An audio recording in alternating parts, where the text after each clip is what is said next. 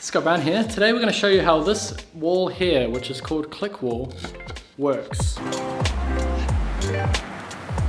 We need to put a few battens on the wall first, and these aluminium extrusions, which has been painted. This is just a way to hide the MDF edge on the boards.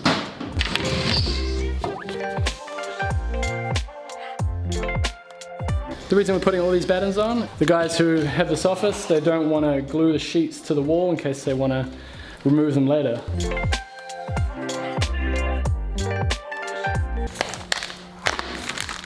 Each finished face of the sheet is 600mm wide. We have to divide the wall up evenly, so the first and last sheets are the same. 6 middle ones that are full width, and then 421 on either end.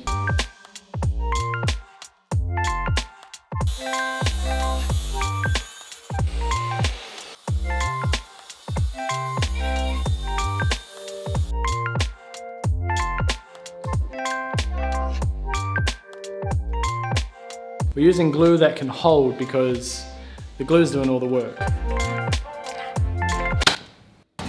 Yeah, it's going at a 45-degree angle. Oh, yeah.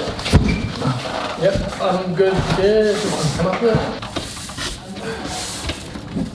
There you go. There we go. Spin it.